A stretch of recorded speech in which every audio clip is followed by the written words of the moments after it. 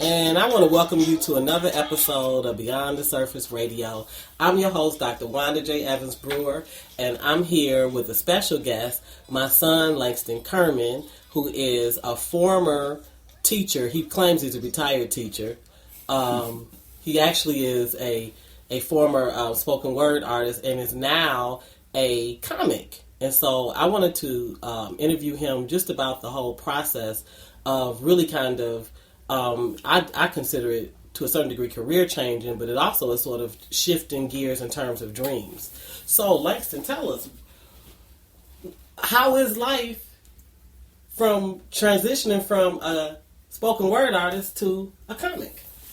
I think the transition, when explained, seems very stark. It seems like, it's two very different things, but I think that ultimately it's sort of, I feel like I'm sort of in the same business where it's mostly writing about the things that I know and feelings and the ideas that sort of spawn from those feelings and all the things that associate with the emotional state that I'm in. It's just now a different venue and sort of different intention that comes out of it. So it's changed, but it's not that much of a change. Okay, now to me it's a big change because, one, it was an unexpected shift. Like, sure, you kind of, went into a bat cave and you came out anew.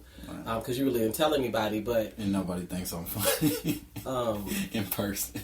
Well, yeah, I mean, and I think that's probably part of the power of it, is that, it's sort of that secret weapon. It's that diamond in the rough. So I think that actually is a strength.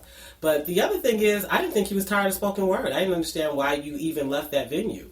I was extremely tired of it. I think as an artist, one of the things that became frustrating with me with poetry, performance poetry in particular, not writing poetry, I'm still writing all the time, but as far as performance poetry goes, is the idea that you create something in a specific emotional state, be it like a tragic poem or a poem about sadness, and then it shifts.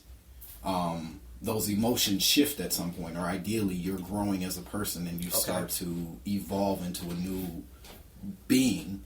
But with performance poetry, you're going up and performing that same piece with the intention of putting yourself back in the place of those old emotions. Now, I have to admit, because I'm a closet poet, as you know, I've been writing since I learned how to write, and that is a struggle with me because I put books out. Right. So sometimes when I have to actually revisit a poem, I'm like, actually, I'm not that girl anymore. Exactly. Yeah. And that is a struggle. No, yeah, I especially with there were a bunch of poems that are especially throughout high school that I was writing a ton about my dad. Yeah. And being very frustrated with him and wanting, to sort of be angry all the time on paper. And then it reached a point where I wasn't angry anymore.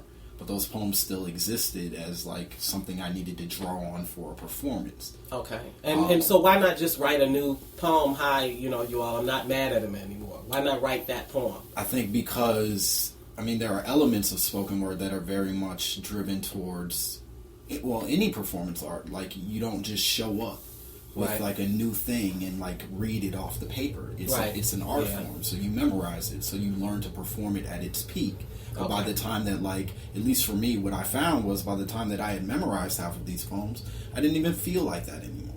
Wow. And so it's almost like being in jail a little bit. You're trapped into an emotional jail. Sure. And then, people request those things again. They want to hear the same poem over and over again. And you're like, I don't even want to talk about those feelings. You're making me sad a little bit because, I'm into doo-wop and, I grew up in Detroit. I'm into Motown, and so I see a lot of the groups. They'll put them back up there. They say, "Oh, we're having the Motown review. We're having the doo-wop review." And I'm they have to be, sick singing that. They look pretty excited because they're old and they're arthritic and things like that. Right, it's a paycheck. But I said, wow, it's got to be hard to be talking about the do run, and you pretty much are, what I'm saying, getting medication for heart disease. Sure. I think even to add to that, another sad element of that is somebody wrote that song. Somebody sat down when they, those songs a lot of times were about relationships and love and passion and all this other stuff. Somebody sat down and wrote that song about a person that they cared about, ultimately, that they may or may not even know anymore, may not even have any connection with. Wow. And it's both a beautiful thing and a sad thing. Like, it's a beautiful thing that we can revisit an emotional state. It's a sad thing that person is trapped within that state, which is part of the reason I felt like spoken word poetry for me was not the venue I wanted to be in. It was. So how did you come up with comedy? I mean, you say it's not a stretch, but for people who know you, and you said, sitting here, that most people don't think you're funny. How did you say, okay, I know how I'm going to escape this. I'm going to be a comic. Comedy was something I always wanted to do. You probably don't know this, but I used to stay up crazy late and watch Comic View. That was like my thing. I knew you watched Comic View. I didn't know that you watched it like that. Yeah, with like the every perception, night. like, oh my God, I wish I could do what they're doing. I didn't, but that was the thing. So I would, in my mind, I clearly understood, at least when I was younger, this was back when Comic View was at its peak, so I must have been like 12, 13 years old. Okay. In my mind, I knew for certain that I could not do that. Okay. Like, there was no way in hell I was ever going to be able to pull that off. I mean, you was pretty bashful. I mean, sure, I still am. But I think at a certain point, I had run out, I went to school.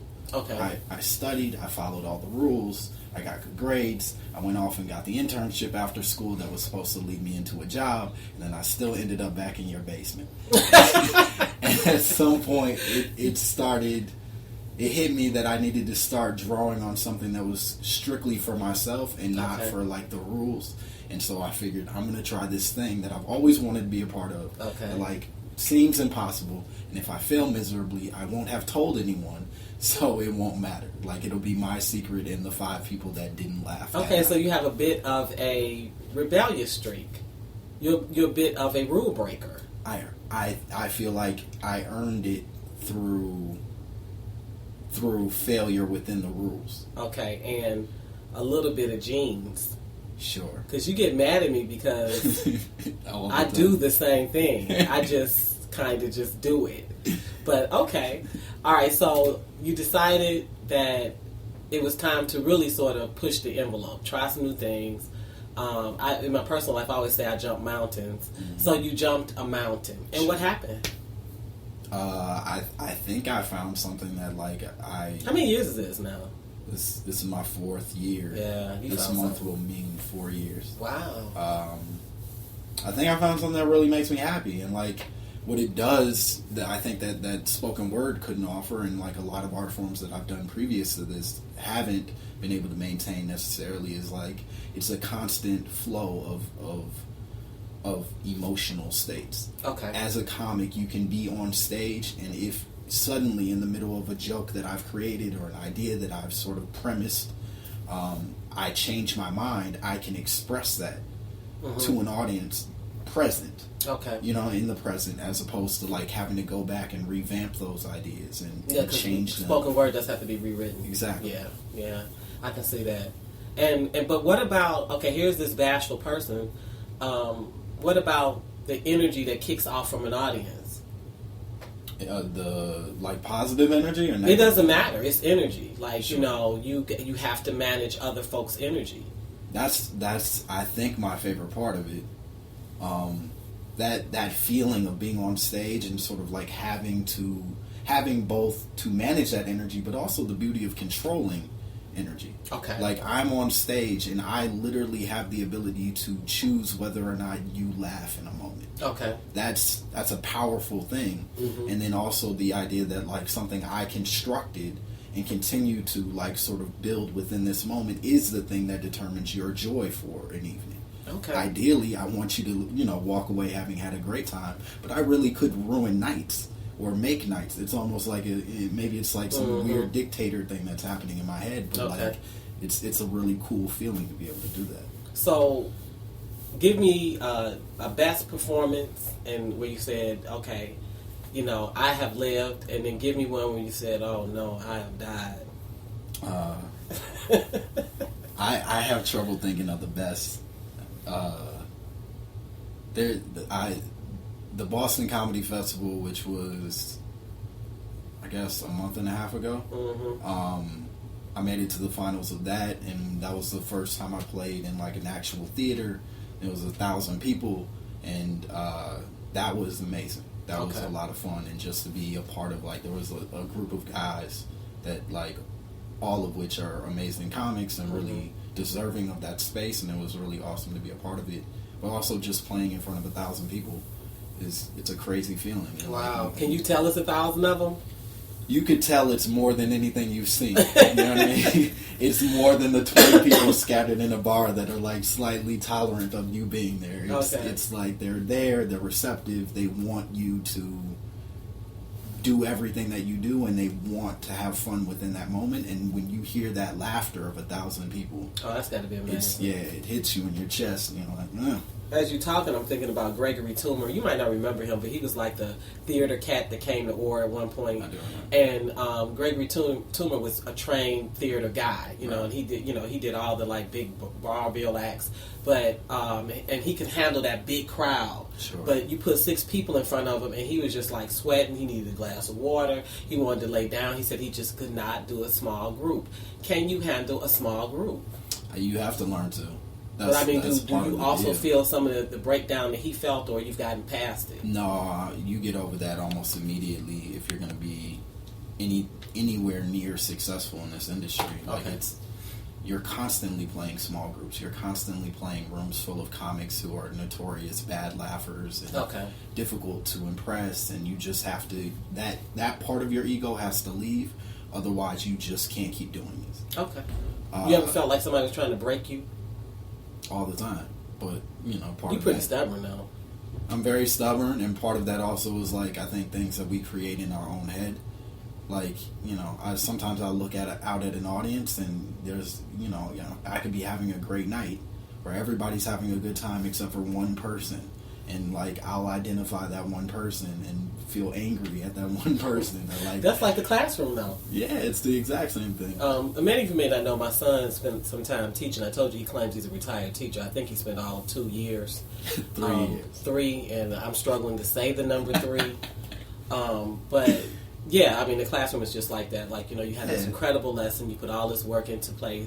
The students are really, just vibing on it, and you look, and then there's just 25 kids walk away learning something and having a good time, and one dude slept, and you can't get over the fact that one person slept. Yeah, because I mean, it's a form of, at least sometimes it feels like a form of rejection. Sure. Yeah, and you have to process it fast. And that's the one thing that this industry, I think, has given me more than it's given me a lot, but more than anything is the ability to manage my feelings about rejection. Because you didn't feel a lot of rejection in spoken word. No, it's the complete. That's the biggest difference, I think, between the two, is that spoken word is all about bringing people in. Right. Like, even if you hear someone read a terrible poem, it's still clapping. You're still loving. Yeah. If somebody stops in the middle of their poem and can't finish it, like, it's nothing but, like, cheering and like bring it back on. If a comic forgets their lines in the middle of a joke, it's the worst thing that could ever happen to them, and nobody's going to step in and be like, hey guys, wait a minute,